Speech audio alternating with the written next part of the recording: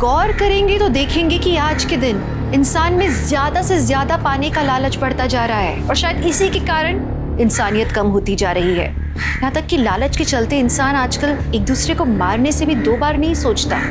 आपने अभी देखा कि कैसे एक औरत की और एक आदमी की निर्मम तरीके से हत्या कर दी गई। ये 2 एग्जाम्पल्स हैं जो साबित करते हैं कि आज के दौर में लोगों के लिए जान की कीमत क्या है। क्या हुआ था इन दोनों के साथ कि इन दोनों का अंजाम इतना भयंकर था? कौन थे ये दोनों? क्या इन दोनों का कनेक्शन सिर्फ इनके कत्ल के साथ था या जीते जी भी इनका कोई कनेक्शन था?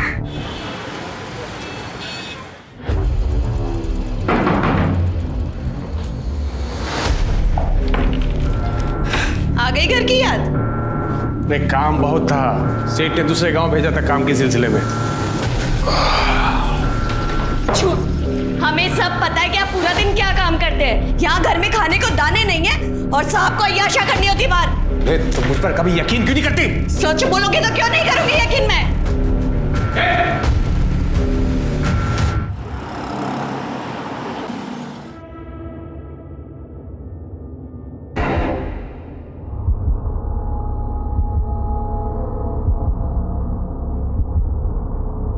पुष्पा?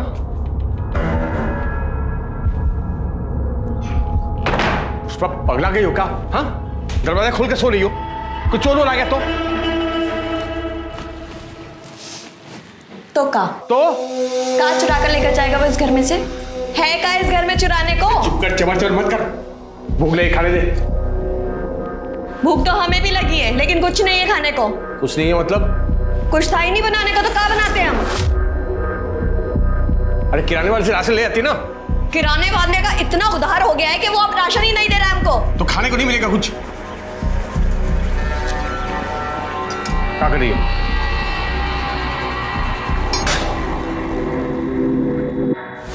पियो और सो जाओ।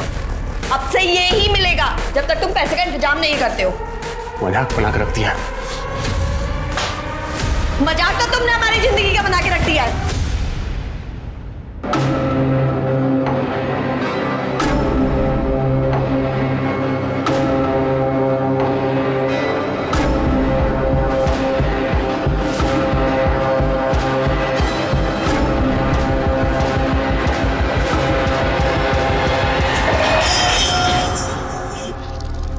पुष्पा, कहाँ जा रही है?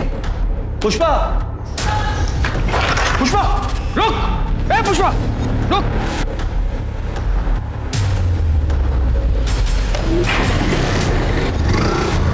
कहाँ भाग रही?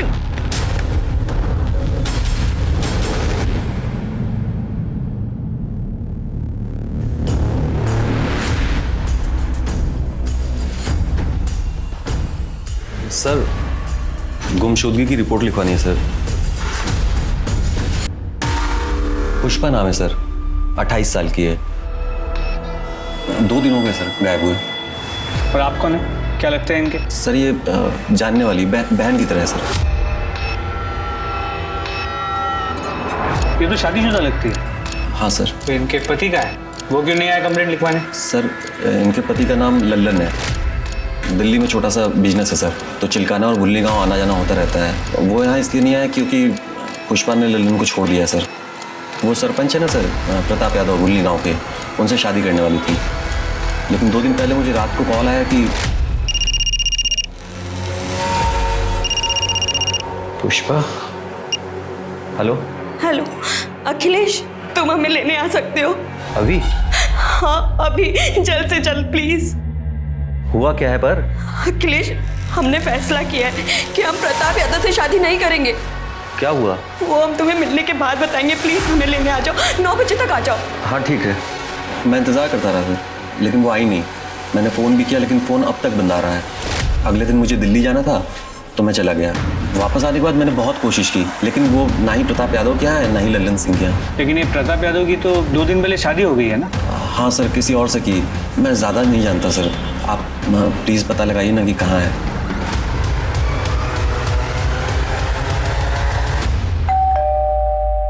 अरे हमें क्या पता पुष्पा कहाँ है। अभी कुछ दिन पहले सरपंच कार्यालय से एक लड़का भी आया था उसके बारे में पूछने के लिए। जानते हैं हम, इसलिए यहाँ आए। आपकी और पुष्पा की शादी होने वाली थी ना? हाँ, हम पुष्पा से शादी करने वाले थे। वो अपने पति से तलाक दे के हमारी मदद के लिए आई थी, लेकिन शादी से एक दिन पहले वो गायब हो गई। हम ये शादी नहीं करना चाहते, इसलिए हम अपने पति के पास वापस जा रहे हैं। क्या तुम मेरे साथ ऐसा कैसे कर सकती हो पुष्पा? मेरी हेलो हेलो। लेकिन अखिलेश ने बताया कि वो लल्लन के पास वापस नहीं गई। तो गई होगी कहीं। देखिए, पुष्पा ने जो भैया को बताया हमने आपको बता दिया। पता है उसकी वजह से हमें कितनी परेशानी हुई। शत्रु, नाक कटने की नौबत आ गई थी दरोगा जी हमारी। एक दिन बाद शादी थी, आसपास के तमाम गांव में निमंत्रण दिया हुआ था। वो तो भगवान की कृपा है कि शादी से एक दिन पहले हमें सपना मिल गई जिनसे हमारी शादी हुई, वरना कितनी बदनामी होती हमारी। लीजिए चाय पीजिए।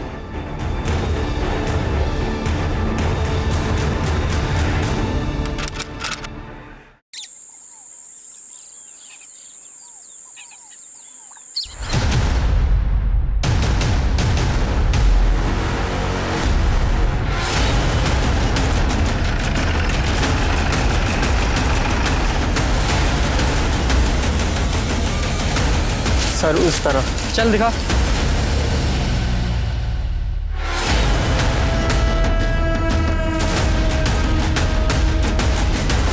पूजा जरा चेक करो। गुप्ता आसपास चेक करो।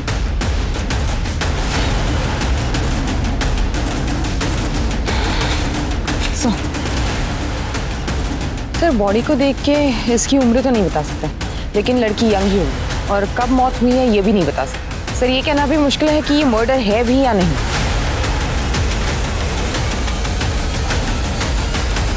पूजा जरा इसका हाथ देख, ये अंगूठी निकालो इसका हाथ।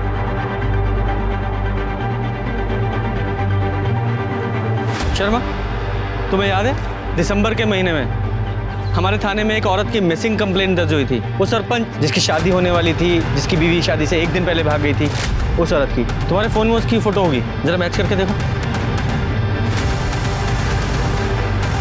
सर है, जरा जूम करो इसके हाथ पे, इसकी अंगूठी पे, और इस अंगूठी से मैच करो। एग्जैक्टली वही है। सर अंगूठी देख के तो ऐसा लगता है कि पुष्पा की है, पर हाँ, कंफर्मेशन के लिए हम उसकी फैमिली से डीएनए मैच कराना चाहते हैं। उसके किसी फैमिली मेंबर को जानते हो? नहीं सर, मैं तो नहीं जानता, लेकिन लल्लन जानता होगा सर।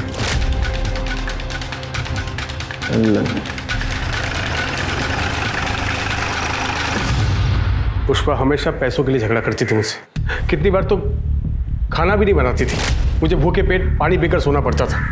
3 महीने पहले वो घर छोड़कर चली गई। बाद में पता चला कि वो भुल्ली गांव के सरपंच के वहाँ ठहरी हुई और उसी सरपंच प्रताप यादव के साथ शादी करने वाली है। उसके बाद उसका क्या हुआ मुझे नहीं मालूम, और मैं जानने की कोशिश भी नहीं की। तो तुम्हारे कहने का मतलब ये है कि पुष्पा ने जब तुम्हारा घर छोड़ा उसके बाद से तुमने उससे कभी बात नहीं की? कसम से सर, कभी बात तक नहीं की मैंने उससे। अच्छा, झूठ बोलता है हमारे साथ। पुष्पा के कॉल रिकॉर्ड्स हैं हमारे पास। 13 दिसंबर की रात को उसने तुझसे फोन पे बात की थी, उसके बाद वो गायब हुई है। हाँ हाँ सर, एक कॉल आया था मुझे। मैं हेलो हेलो बोल रहा था, लेकिन सामने से कोई आवाज़ नहीं आ रही थी, तो मुझे लगा कि कॉल अचानक कट गया। और फिर तेरी कोई बात नहीं, तूने कॉल बैक भी नहीं किया? हाँ, मैंने दोबारा कॉल नहीं किया क्योंकि मुझे इस बात का गुस्सा है कि वो मुझे छोड़ कर गई है। लेकिन आप ये सब क्यों पूछ रहे हैं? क्या मिल गई क्या आपको? वो नहीं मिली है, लेकिन एक औरत की लाश मिली है। क्या? और हमें शक है कि वो पुष्पा की हो सकती है। लाश? शर्मा जरा वो अंगूठी दिखाओ, जरा ये अंगूठी देखो और बताओ पुष्पा की है क्या ये? ऐसी अंगूठी पुष्पा भी पहनती थी। भी मतलब इस तरह की अंगूठी गांव की हर औरत पहनती है, मंदिर के बाहर बिकती है साहब। लेकिन ये पुष्पा की है या नहीं ये बता नहीं सकता सर। पुष्पा की फैमिली में कोई और भी है? उसकी फैमिली में सर एक भाई है, हरी शुक्ला, कानपुर में रहता है। नंबर दो उसका। शर्मा, ये पुष्पा के भाई हरि प्रसाद का पता लगाओ और उसका डीएनए सैंपल कलेक्ट करो, और ये लल्लन, इसकी पूरी कुंडली निकालो। ऐसा करो, एक कांस्टेबल को सादी वर्दी में इस लल्लन पर नजर रखने के लिए बोलो। सर,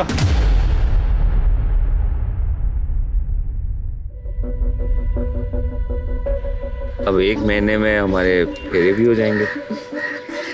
शत्रु, हमें ना तुमसे कुछ बात करनी थी। बताओ। हम चाहते हैं कि शादी के बाद हमारा अलग घर हो। क्यों? भैया भाभी के साथ क्यों नहीं रहना? पर शत्रु हमारी प्रिवेसी का क्या? तो जो एक साथ रहते हैं उनका प्रिवेसी नहीं होता क्या? ऐसे तो जॉइंट फैमिलीज होते ही नहीं, और भाभी के बिना रहना तो मैं सोच भी नहीं सकता। तुम तो ऐसे बोल रहे हो जैसे सपना भाभी हमेशा से वहीं रहती थी। हमेशा से नहीं रहती थी, पिछले 3 महीने से आई हुई है। लेकिन भाभी बहुत अच्छी है। क्या बात है भाभी, माँ बिल्कुल ऐसी मालिश करती थी। तुम जब सपना भाभी से मिलोगी ना, तब तुम्हें पता चलेगा कि वो कितनी अच्छी है। अरे अच्छा हुआ वो पुष्पा भाग गई और भैया को सपना भाभी से शादी करनी पड़ी। किस्मत अच्छी है उनकी। देखो सब ठीक हो जाएगा। सर, पुष्पा के भाई हरी शुक्ला के अनुसार पुष्पा की उससे बात ही नहीं हुई थी। लेकिन उसका डीएनए सैंपल तो लिया ना तुमने? ले लिया है सर। Very good. इस सैंपल को बॉडी के साथ टेस्टिंग के लिए लैब में भेज दो। सर कांस्टेबल अमन यादव का कॉल आया था। ललन गांव के बाहर भवानी मंदिर में शादी कर रहा है। अच्छा। ओम श्री सिद्धि विनायक स्वाहा, अष्ट विनायक स्वाहा, ओम गण गणपतये स्वाहा। सर जिस कांस्टेबल को हमने ललन पे नजर रखने के लिए कहा था, उसने हमें बताया कि पिछले 2 सालों से ललन का चक्कर चिलकना गांव की एक औरत अंबिका से चल रहा है। इसी बात को लेकर पुष्पा ललन पे बहुत चिढ़ती भी थी। जैसे ही पुष्पा ने घर छोड़ा, लोगों ने बताया कि अंबिका को ललन के घर पे रात बेरात देखा गया है। इस ललन को बहुत जल्दी है दूसरी शादी करने की। इतनी भी क्या जल्दी है? कुछ रस्में हमारे साथ भी निभाई है। सर क्या हुआ सर? पुष्पा के होते हुए तुम दूसरी शादी कैसे कर सकते हो? तुम्हारी पत्नी है ना पुष्पा। लेकिन आप ही नहीं तो बोले थे कि पुष्पा मर चुकी है। ऐसा नहीं कहा था कि वो मर चुकी है, सिर्फ इतना कहा था कि क्या वो पुष्पा की बॉडी है, हमें शक है। कंफर्म नहीं किया था, लेकिन तूने तो कंफर्म ही कर दिया है। ऐसा तो नहीं तूने पुष्पा को मार दिया इसलिए तू अंबिका से दूसरी शादी कर रहा है? पुष्पा के मर्डर के जुर्म में अरेस्ट करो इसे। अरे सर रुकिए 1 मिनट सर, एक मिनट बात सुनिए सर। देखिए ये सच है कि पुष्पा की वजह से पैसा और डील खो दिया था मैंने, लेकिन मैंने इसको मारा नहीं सर। मैंने इसको मारा नहीं। कौन सी डील और कौन सा पैसा? प्रताप यादव की डील थी सर। वो पुष्पा के साथ 4 साल के लिए शादी करना चाहता था। इसके बदले में वो हर महीने मुझे 2.5 लाख रुपया देने वाला था सर। 4 साल के लिए शादी? ऐसी कौन सी डील होती है भाई 4 साल के लिए शादी? नहीं, अगर मान भी लें कि कोई ऐसी डील होती भी है, और वो प्रताप यादव ऐसा क्यों करने वाला था? मैं बताता हूँ सर। ये जो प्रताप यादव है, ये 2 बार से सरपंच पद पे था, लेकिन इस साल सरपंच की सीट औरतों के लिए आरक्षित थी और वो कुंवारा था, इसलिए वो चाहता था कि कोई औरत नकली पत्नी बनके उसके साथ रहे सर, बस और कुछ नहीं। तो पुष्पा ही क्यों? देखिए सर, वो मुझे स्कूल के टाइम से जानता था, इसलिए वो मेरे घर पे आया और ये सब। अरे ऐसे कैसे दे दे अपनी पत्नी को प्रताप? और आगे होगा। ठंडे दिमाग से हमारी बात को समझो लल्लन। देखो हम तुम्हारे बचपन के स्कूल के दोस्त हैं, हमको मना कर रहे हो तुम? वैसे भी हमको एक औरत चाहिए जिसे भूलनी गाँव में कोई नहीं जानता। अरे नकली शादी या डील है डील। अरे कैसे हम अपनी पत्नी को तुमको दे दे? कुछ भी। हम तैयार है जी। क्या बात कर रही हो? बोरा तो आप गए जो घर आई लक्ष्मी को मना कर रहे हैं। तो उसके लिए हमारी गृह लक्ष्मी को किसी गैर मर्द के साथ भेज दे, उसके साथ सुला दे क्या? अरे क्या बोल रहे हो? नकली शादी है, हाथ भी नहीं लगाएंगे पुष्पा को हम। अलग कमरे में रखेंगे उसको, बस पब्लिक के सामने हमारे साथ रहना पड़ेगा और सरपंची का काम सिखा देंगे इसको हम। बिल्कुल चिंता मत करो। हैं? हाँ बोलो।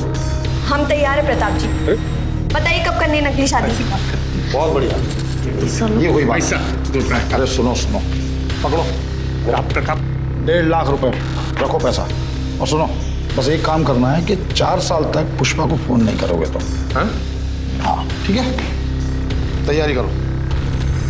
पुष्पा के अंदर पैसों का लालच भरा पड़ा था सर। पैसे को देखते ही नीयत खराब हो जाती थी उसकी। एक दिन पैसा लेकर भाग गए मेरे घर से सर। कहाँ भाग रही? किसके साथ भागी वो? कौन था वो आदमी? चेहरा ठीक से देख नहीं पाया, हेलमेट पहना हुआ था, लेकिन बाद में मालूम पड़ा कि वो प्रताप यादव के घर पे है, उसके साथ शादी करना चाहती है। तो अखिलेश ने तुझे यह नहीं बताया कि पुष्पा ने प्रताप के साथ शादी नहीं की है, वो वहां से भी भाग गई है? हाँ बताया था सर उसने, लेकिन वो यहाँ भी नहीं आई। शायद वो बाइक वाले के साथ भाग गई होगी। उसे वैसे भी मेरी नहीं पड़ी सर। मैं इसके बारे में क्यों सोचूं सर, और क्यों ना करूं मैं दूसरी शादी? बताइए मुझे। नहीं, कहानी तूने अच्छी सुनाई है। कहीं ऐसा तो नहीं है कि पुष्पा ने तुझे फोन किया हो कि मैं प्रताप के साथ शादी नहीं कर रही हूँ, अपने घर वापस आ रही हूँ? तुझे तो अंबिका के साथ शादी करनी थी, तो तू डर गया। अरे अगर वो आ जाएगी तो इसके साथ शादी कैसे करेगा, इसलिए तूने उसे रास्ते से हटा दिया, सीधा मार ही डाला उसे। भुल्ली गांव के बाहर जो लाश मिली है वो पुष्पा की है ना? वहीं मारा ना तूने उसे? कसम से बोल रहा हूँ, मुझे नहीं पता, मैंने उसको नहीं मारा सर। वो तो हम पता लगा ही लेंगे कि किसने मारा है, जब तक केस सॉल्व नहीं हो जाता। गांव के बाहर नहीं जाएगा तू। और हाँ, ये दूसरी शादी करने की भी जरूरत नहीं है, समझ गया? वरना तेरी बारात थाने से निकालूंगा मैं। कीजिए, इस प्लॉट को डेवलप कीजिए। बस ध्यान रखिएगा कि बीच बीच में फूलों के पौधे भी लगाने हैं। पब्लिक गार्डन प्रॉपर्टी है वो। ठीक है सरपंच जी, हो जाएगा। पेपर साइन हो गए? जी। ये लीजिए 5 लाख रुपए। पेपर दो।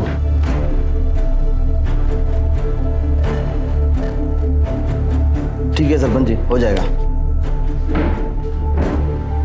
राज, राज, ये कहाँ रहता है ये? जी जीजू, प्रणाम। राम प्रसाद की फाइल का क्या हुआ? वो तो मैंने तेज प्रकाश को बोला था ना उन्हें दिखाने के लिए। जब तेज प्रकाश को बोलना होता तो तुमको क्यों बोलते हम? जीजू, पर वो तो मैंने। हमारे जीजू होने का फायदा मत उठाओ। वैसे भी पूरे गांव में सपना की सरपंची का डंका बजाते फिरते हो। कायदे में रहोगे तो फायदे में रहोगे। जी जीजू। कैसे हो भैया? नमस्ते भाभी। नमस्ते। अच्छा भैया, वो ट्यूबवेल वाले केस में शास्त्री जी मान गए। देखा, सीखो इनसे कुछ। हमारे भाई होने के नाते अकड़ सकते हैं, लेकिन नहीं, जो काम हम इनको बोलते हैं पूरी ईमानदारी से पूरा करते हैं, किसी दूसरे पे थोपते नहीं हैं, समझे? जीजू, पर वो काम मैं। सही तो कह रहे हैं, कुछ सीखो शत्रु से। पर नहीं, तुम्हारे दिमाग में तो गोबर भरा है। अब खड़े क्या हो, जाओ यहां से। प्रणाम। शत्रु, आज तुम्हारी शादी के कार्ड छपके आ जाएंगे और आज हम तुम्हारी पसंद का खाना बनाएंगे। जी भाभी। चले जी।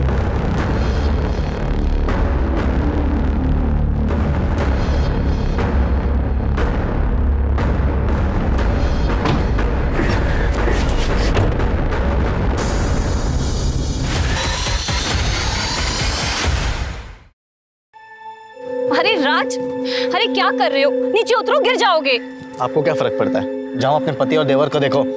मैं तो नौकर हूं ना घर का। कैसी बातें कर रहे हो? चलो नीचे उतरो, नीचे उतरो।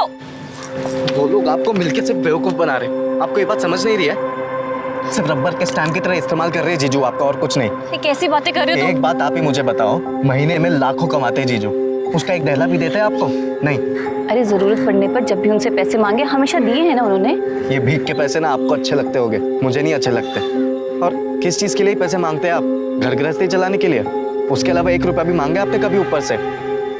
राज, अभी हमारी शादी को सिर्फ 2 महीने हुए हैं। अपने जीजू को थोड़ा सा वक्त तो दो ना, ताकि वो हम पे विश्वास कर पाए। दीदी, आप गलत फहमी में। आप जो सोच रहे ना वैसा दिन कभी नहीं आएगा। अरे राज,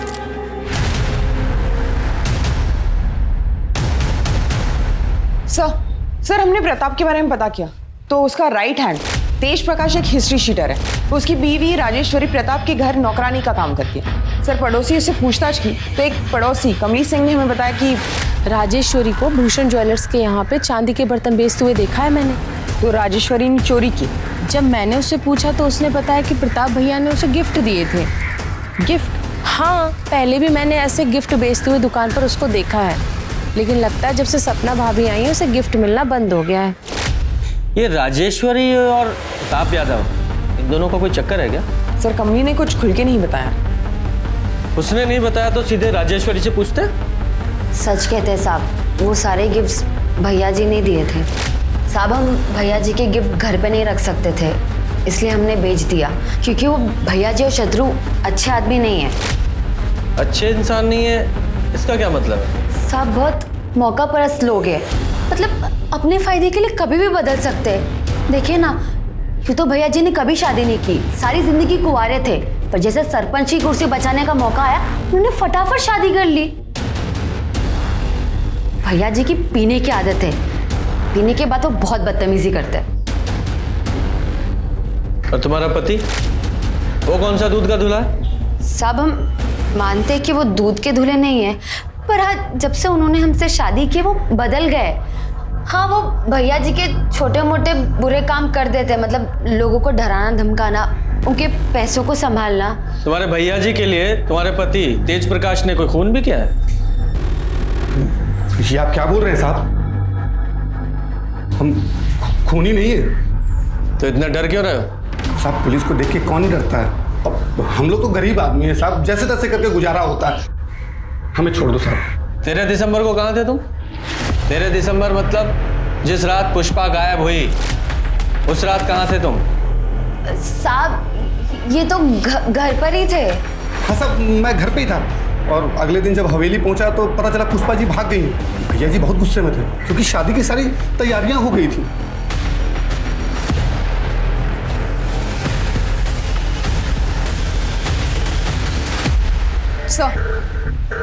सर डीएनए रिपोर्ट आ गई है। बॉडी का डीएनए पुष्पा के भाई हरी शुक्ला से मैच हो गया। तो मतलब साफ है बॉडी पुष्पा की ही है। सर और सर पोस्टमार्टम रिपोर्ट के हिसाब से पुष्पा की मौत 13 दिसंबर के रात को ही हुई थी। उसे गला दबा के मारा गया था। और इस अखिलेश ने हमें बताया था कि पुष्पा का 13 दिसंबर की रात को 8 बजे फोन आया था और 9 बजे दोनों मिलने वाले थे, लेकिन पुष्पा अखिलेश से मिलने पहुंची ही नहीं। मतलब तब तक वो मर चुकी थी। सवाल तो वहीं का वहीं है कि उसे मारा किसने? सर लल्लन? मुझे नहीं लगता। मैंने लल्लन और अंबिका की मोबाइल की लोकेशन चेक की। उस रात दोनों की मोबाइल की लोकेशन ना तो जंगल के पास की थी और ना ही भूलनी गाँव। दोनों की लोकेशन लल्लन के घर के पास की ही थी। लेकिन ये भी तो हो सकता है लल्लन ने पुष्पा को मारने के लिए किसी को सुपारी दी हो, क्योंकि पुष्पा न सिर्फ किसी और की बीवी बनने के लिए तैयार हो गई थी, बल्कि लल्लन ने जो डील का पैसा एडवांस में लिया था 1.5 लाख रुपया, वो भी लेकर भाग गई थी। इस लल्लन के पास पुष्पा को मारने का सबसे स्ट्रॉन्ग मोटिव है। इसे अरेस्ट करो। तब तक मैं प्रताप यादव से जरा पता करता हूँ कि पुष्पा के बारे में उसने हमसे झूठ क्यों बोला। तुम मानते हो तुमने ऐसी डील ऑफर की थी? हाँ की थी। तो कौन सा नया काम है इस देश में ये? और इतनी आसानी से अपनी कुर्सी कौन जाने देता है? और हम तो इस कुर्सी पे लोगों की भलाई के लिए बैठे हैं और कोई गैर कानूनी काम हमने नहीं किया। लल्लन को अच्छे खासे पैसे का वादा किया था, 1.5 लाख रुपए एडवांस दिए थे और वो पुष्पा तो खुद हमारे दरवाजे पे आई थी, शादी करने के लिए तैयार थी। एंड टाइम पे धोखा दे दिया उसने। उसने धोखा दिया, मार दिया उसे।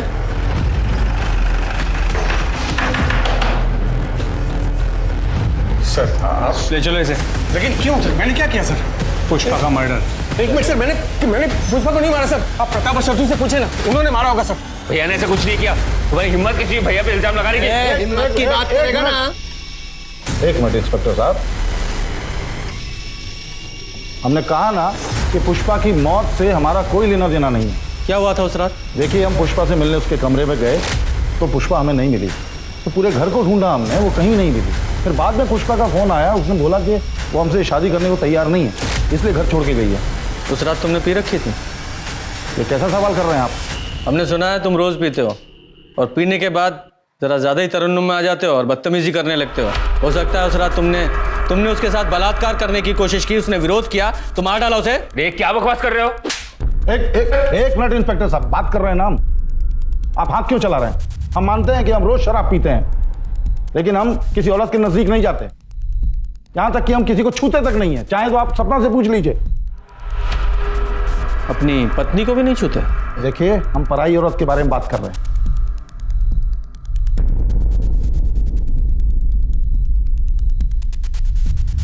तेरह तारीख को कहाँ था तू? मंगेतर के साथ फिल्म देखने गया था सहारनपुर में। वहीं पे खाना खाया और 11 बजे घर वापस आ गया। सपना जी? जी। पुष्पा को जानती हैं आप? जी नहीं।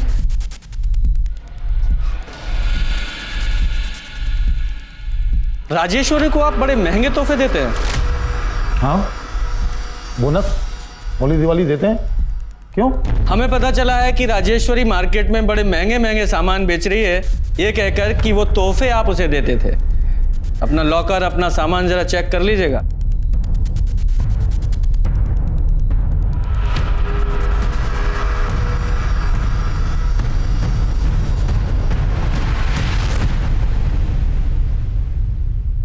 सर राजेश्वरी के अनुसार प्रताप पीने के बाद कंट्रोल में नहीं रहता था।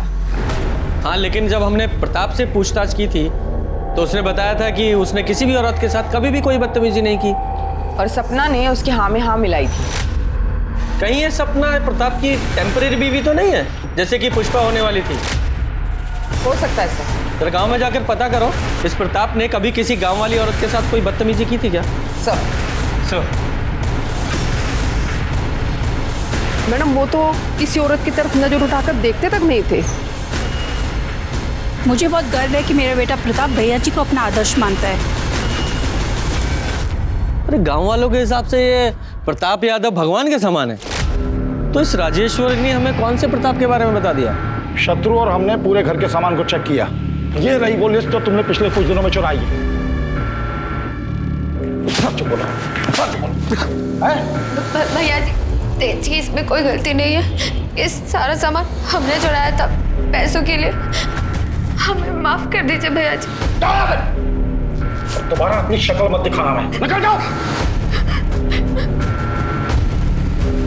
तुम भी जाना चाहते हो? भैया जी हमारी बीवी की गलतियों को माफ कर दीजिए भैया जी। आप जैसा मालिक हमको कहाँ मिलेगा भैया जी? हम आपको छोड़ के कहीं नहीं जाएंगे भैया जी, बस हम यही रहेंगे। हम आपको छोड़ के नहीं जाएंगे भैया जी। प्लीज हमको माफ कर दीजिए भैया जी। भैया जी माफ कर दीजिए। बोल रहा सर, हो सकता है प्रताप में कोई कमी ना हो, लेकिन ये नई सरपंच सपना यादव, उसके बारे में ऐसे नहीं कह सकते, क्योंकि प्रताप से पहले उसकी शादी अमर शर्मा नाम के एक आदमी से हुई थी। ठीक है, अमर और सपना इन दोनों से अलग अलग बात करते हैं। हाँ सर, मैं ही हूँ सपना का अभागा पति अमर शर्मा। अभागा?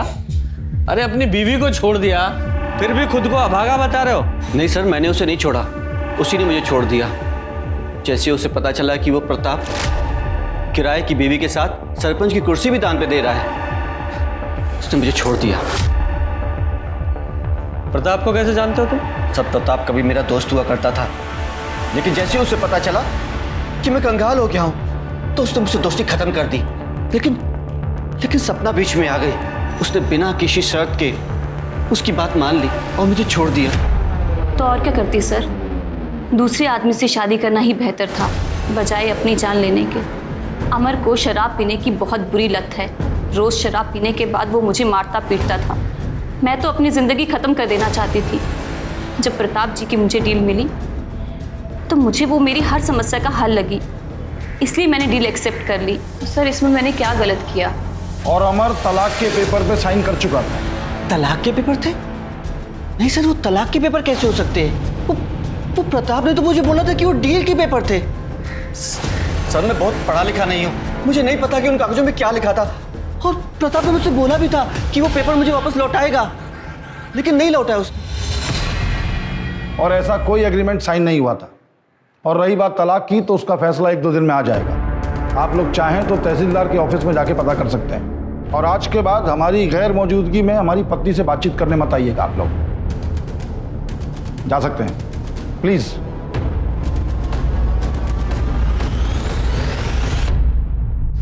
सर 10 तारीख की रात पुष्पा जिस बाइक पे भागी थी, कहाँ भाग रही? वो बाइक पुष्पा को पिक करने से पहले एक गैराज में रुकी थी। वो गैराज बाईपास रोड पे था, वहाँ एक सीसीटीवी कैमरा था और सर उस आदमी ने अपना हेलमेट उतारा था। सर देखिए वो आदमी कौन है। ये तब से हमें बेवकूफ बना रहा है। लेके आओ इसे। तुम्हारी लोकेशन रिकॉर्ड के हिसाब से पहले उस रात तुमने अपनी बाइक का पंचर बनवाया, फिर पुष्पा को पिकअप किया, उसे प्रताप के घर छोड़ा, उसके बाद तुम अपने घर चले गए। सही कहा मैंने? सर, मैं मानता हूँ कि उस रात घर से भागने में पुष्पा की मदद मैंने की थी। ए रुक पुष्पा! दरअसल क्या हुआ था सर कि पुष्पा को लल्लन और अंबिका के रिश्ते के बारे में मालूम चल गया था। वो बहुत डरी हुई थी सर अपने भविष्य को लेके, इसलिए उसने सोचा कि क्यों ना 4 साल के लिए प्रताप की बीवी बन जाए। और वो पैसे सर जो उसकी डील के थे वो उसने लिए थे घर से। सर, मैंने ही उसे प्रताप के घर छोड़ा था। 2 दिन बाद उसका फिर से फ़ोन आया और उसने मुझे बुलाया, जैसा कि मैंने सर आपको बताया भी है कि मैं वहाँ गया था। जरा अच्छे से याद करके बताओ, उस रात पुष्पा ने फ़ोन पर तुमसे क्या कहा था? हेलो अखिलेश, हम प्रताप यादव से शादी नहीं कर सकते। क्या हुआ? यहाँ की नौकरानी राजेश्वरी को हमने चोरी करते हुए पकड़ा। बहुत हंगामा हुआ और उसके पति तेज, उसने हमें चाकू दिखाकर धमकाया, कहने लगा कि हम अपना मुंह बंद रखें। तुम ठीक तो हो?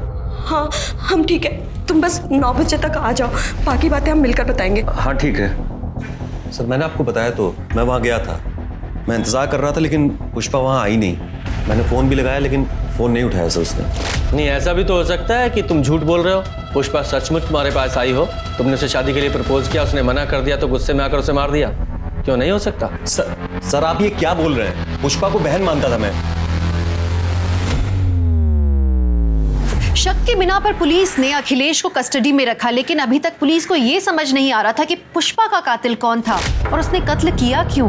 लल्लन के पास मोटिव था तो प्रताप और अखिलेश के पास भी अपने अपने कारण थे पुष्पा को मारने के लिए। लल्लन ने कस्टडी में ये माना कि उसने पुष्पा के बारे में गलत कहा था। पुष्पा दरअसल प्रताप की डील पे कभी हाँ कहना ही नहीं चाहती थी, पर लल्लन ने उस पर दबाव डाला और उसने खुद प्रताप से एडवांस लिया। राजेश्वरी ने कबूला कि उसने प्रताप के कैरेक्टर के बारे में झूठ कहा था पुलिस से।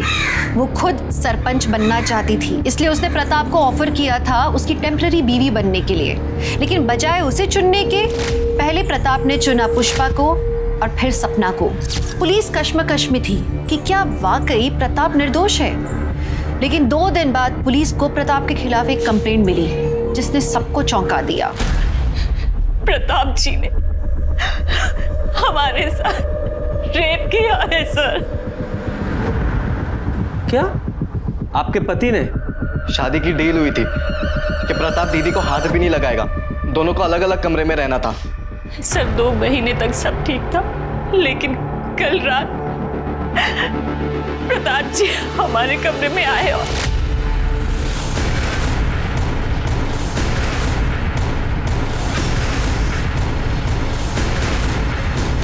क्या कर रहे हैं आप? अरे छोड़िए, अरे हटिए, कोई है? बचाओ! झूठ बोल रही हो सपना, दिमाग चल गया उसका। तो तुमने सपना के साथ जबरदस्ती नहीं की? जी बिल्कुल नहीं। कल रात पीने के बाद जब हम अपने कमरे पे जा रहे थे तो अरे कुछ मदद करें आपकी, कहीं चोट लग जाएगी आपको। नहीं जरूरत नहीं है, हम चले जाएंगे। कैसी बातें कर रहे हैं? हमें अपना फर्ज तो निभाने दीजिए, पत्नी है हम आपकी, संभाल के। Thank you thank you thank you. अरे अरे ये क्या कर रही हो तुम? टेम्परेरी ही सही, पर हम पति पत्नी हैं, और कौन सी पति नहीं चाहेगी कि वो अपने पति को खुश ना करे। वो सपना हमें खुद फंसा रही है। वो क्यों फंसाएगी? वो भी अपने ही पति को रेप के इल्जाम में। शायद उसको कोई भड़का रहा होगा। कौन? उसका नकारा भाई राज, वो भड़का रहा होगा उसे। कौन किसे भड़का रहा है और कौन छुपा रहा है वो तो हम पता लगा ही लेंगे। फिलहाल तो हमने सपना को मेडिकल के लिए भेजा है। प्रताप झूठ बोल रहा है सर, हम तो सिर्फ नाम के सरपंच हैं, एक रबर स्टैंप है। हमें कब क्या कैसे करना है इन सब का फैसला प्रताप जी करते हैं। और सर दोनों ही सूरतों में तो बदनामी हमारी ही होगी। हमें तो हमारी जान जाने का भी खतरा है कि हमारे साथ भी वो ना हो जाए जो पुष्पा के साथ। आपका कहने का मतलब है कि प्रताप ने पुष्पा को मारा? हमें नहीं पता सर, हम कुछ नहीं जानते। जो प्रताप है ये इतना पावरफुल आदमी है कि इसके लिए कुछ भी नामुमकिन नहीं है, और वो तेज और शत्रु उसके एक आवाज पे कुछ भी करने के लिए खड़े हो जाएंगे। सर प्लीज आप दीदी को प्रोटेक्शन दे दीजिए। देखिए इनकी मेडिकल रिपोर्ट आने तक हम ऐसा नहीं कर सकते, तुम्हें रुकना पड़ेगा। सर पर दीदी सरपंच है, आप इतना तो कर ही सकते हैं। रहने दो राज, पुलिस को अपना काम करने दो, तब तक हम अपनी रक्षा खुद ही करेंगे। Thank you. सॉरी।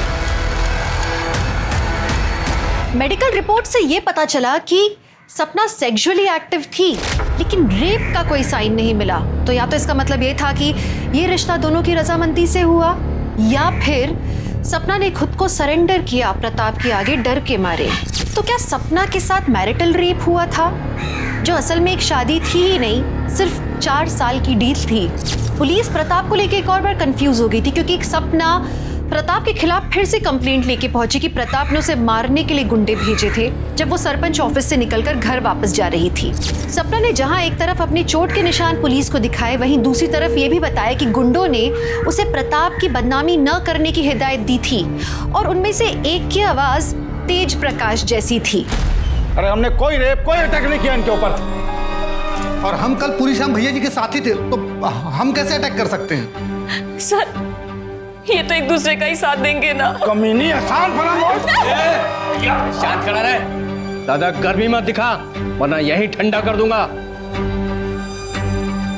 आधा कुर्सी के लिए ये सब डील मत करो, आपने मेरी एक नहीं सुनी। भाभी देखिए, भैया आपको कभी चोट नहीं पहुंचा सकते, लेकिन आपकी ये हालत मुझसे देखी नहीं जा रही। मेरे तरफ से जो कुछ भी होगा ना मैं करूंगा।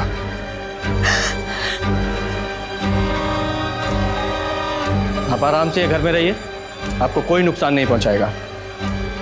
अगर किसी ने भी ना आंख उठा के देखा या इनकी कंप्लेन आई तो अंजाम बहुत बुरा होने वाला है, समझ गया?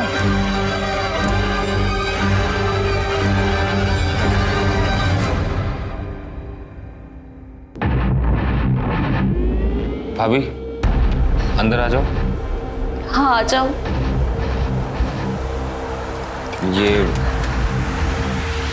दवाई लेके आया था मैंने, आपके दर्द में आराम मिल जाएगा, लगा दूं?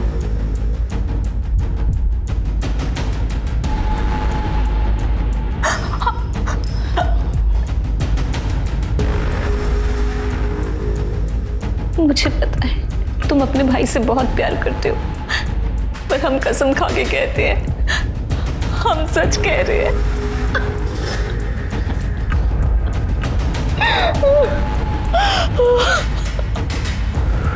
भाभी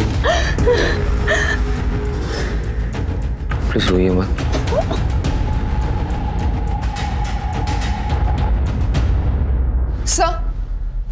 सर लोकल न्यूज़ देखिए। क्या हुआ? सर लगाइए तो।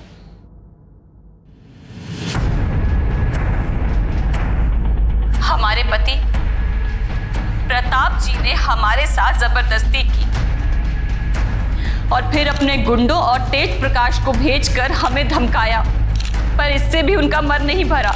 अभी 2 दिन पहले उनके छोटे भाई शत्रु ने हमारे साथ जबरदस्ती की। हमारे कमरे में मेरे घाव पर मरहम लगाने के बहाने उसने शत्रु, ये क्या कर रहे हो? हटो! हटो! बचाओ! बचाओ! हटो! बचाओ! बचाओ! नहीं! बचाओ!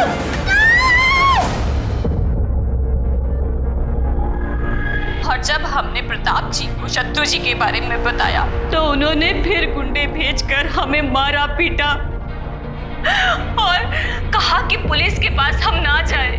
पर हम पुलिस के पास जाकर करते भी तो क्या करते, क्योंकि हम गए थे पुलिस के पास पर हमें उनसे कोई मदद नहीं मिली।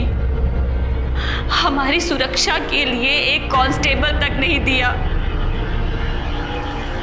मैं डॉक्टर शहीद हूँ। सपना जी के बाएं हाथ में काफ़ी गहरी चोट आई है, जिसकी वजह से हमें प्लास्टर लगाना पड़ा।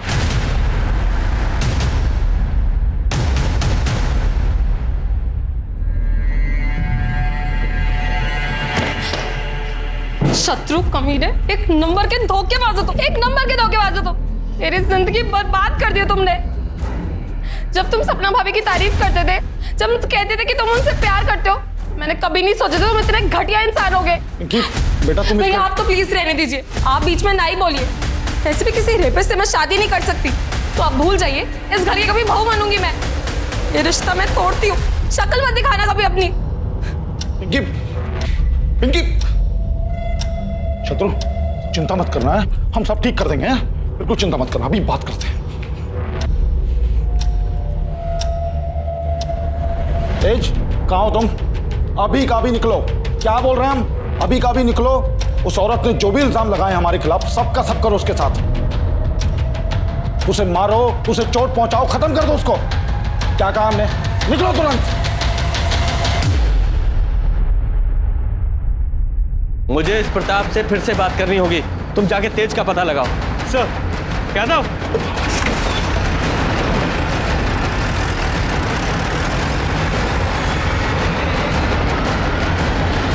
क्या चल रहा है? सर वो सपना जो बोल रही है, झूठ बोल रही है। वो तेज कहाँ है? तेज कहाँ है? बोलो शर्मा। सर ये तेज प्रताप घर पे नहीं है। राजेश्वरी ने बताया कि प्रताप के कहने पे वो सपना को मारने गया। सर मैं सपना का फोन बार बार ट्राई कर रहा हूँ, लेकिन उसका फोन नॉट रीचेबल आ रहा है। ठीक है। क्या कर रहे हैं आप? तेज कहाँ है? हमको क्या मालूम? अरेस्ट करो इसे और जरा चेक करो। सर 1 मिनट यहाँ आइए।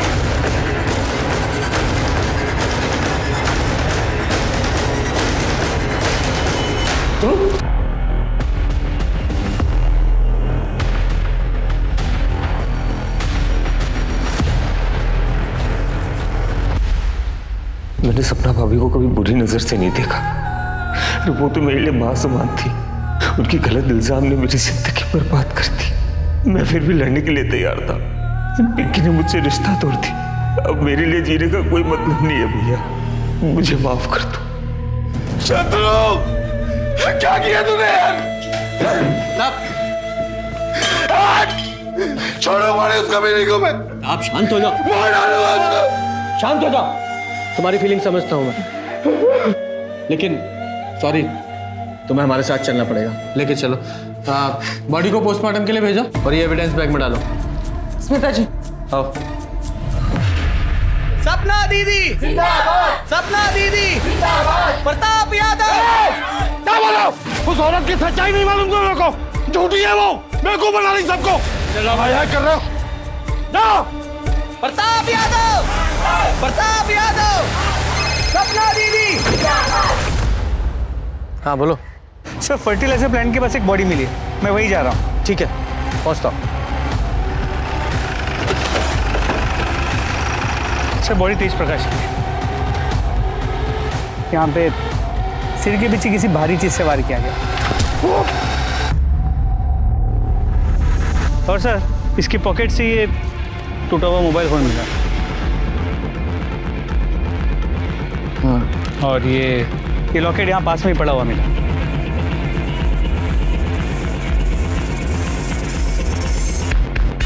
शर्मा, इस जगह का डम डाटा निकलवाओ। 13 दिसंबर का रात 7 बजे से रात 11 बजे तक का डम डाटा निकलवाओ, वहां जहां पुष्पा की लाश मिली थी।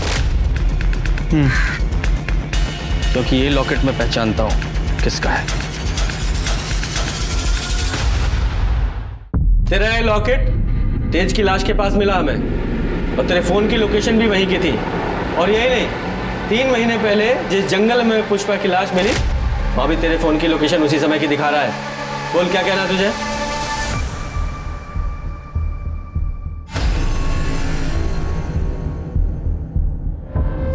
क्योंकि ये लॉकेट मैं पहचानता हूं किसका है।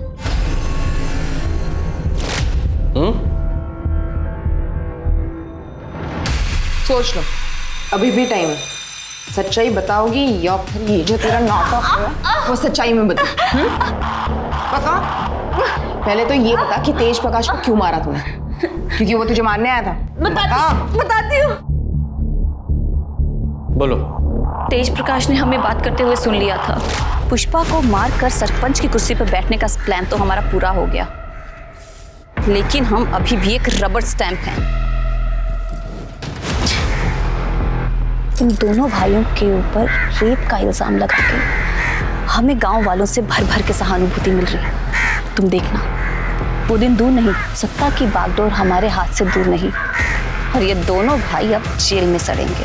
और अभी पुलिस भी इन्हें जल्दी गिरफ्तार कर लेगी। हमने सब सुन लिया है। लोगों ने जो कुछ भी भैया जी के लिए किया ना, उसके लिए जिंदगी भर जेल में सड़ोगे। रुको, मैं अभी पुलिस को बताता हूँ। राज, पकड़ो उसे।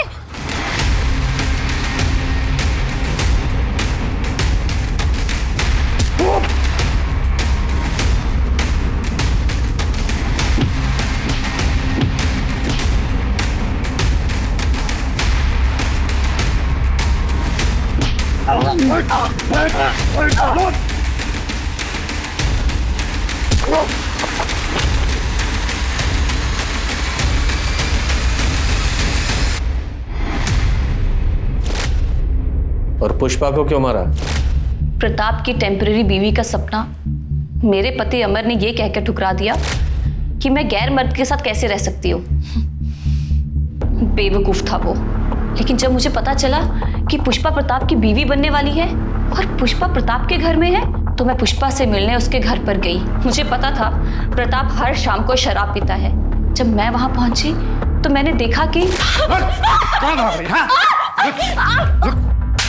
क्या हुआ? क्या चल रहा है? हमने राजेश्वरी को चोरी करते हुए देखा है।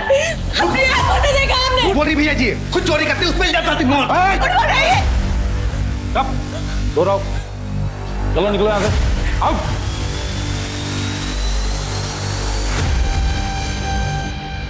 चिंता मत करो, हम हैं तुम्हारे साथ। अरे हम, आप हमें छू नहीं सकते हैं। सॉरी पुष्पा, मैं पुष्पा के कमरे में गई और उसे मैंने बताया कि प्रताप शराब पीने के बाद एक अलग आदमी बन जाता है।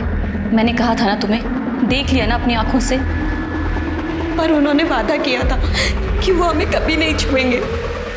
पुष्पा, कोई भी आदमी इस बात पे कायम नहीं रह सकता। और प्रताप जैसा आदमी जिसके पास सत्ता की कुर्सी है, पावर है, वो तो कभी भी नहीं। देखो पुष्पा, अगर तुम अपनी इज्जत बचाना चाहती हो तो चली जाओ यहाँ से। ना जाने कितनी ही औरतें इसकी दरिंदगी का शिकार हुई हैं। और इन आदमियों को क्या है, इनको तो रोज कोई ना कोई चाहिए। हाँ, तुम सही कह रही हो। देखो, हम तुम्हें घर छोड़ देते हैं, हम बाहर तुम्हें मिलेंगे। तुम अपना सामान जल्दी से पैक कर लो। हेलो अखिलेश, मैंने राज को पहले ही गाड़ी तैयार रखने के लिए बोला था। पुष्पा, तुमने बहुत सही फैसला किया। तुम हमको ना गांव के बाहर ही छोड़ देना। ठीक है, तुम एक काम करो, अब प्रताप जी को फोन करके बोल दो कि तुम उनसे शादी नहीं करना चाहती, ताकि वो तुम्हारा पीछा ना करे। हेलो, हम बोल रहे हैं, हम ये शादी नहीं करना चाहते, इसलिए हम अपने पति के पास वापस जा रहे हैं। क्या तुम मेरे साथ ऐसा कैसे कर सकती हो?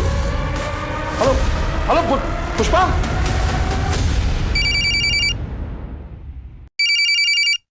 अरे ये क्या कर रही हो?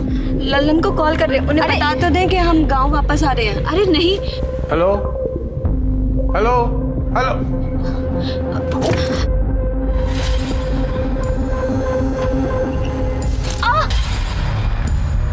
पुष्पा की लाश को हमने जंगल में फेंक दिया, उसके कपड़े जला दिए और 1.5 लाख रुपए मैंने अपने पास रख लिए। और फिर हमने गाड़ी को अच्छे से साफ करके उसे बेच दिया।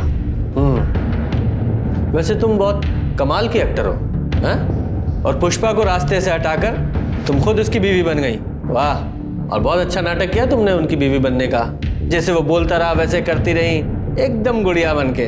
हालांकि इस बीच राज ने कई गलतियां की, पर वो मैंने सब संभाल ली।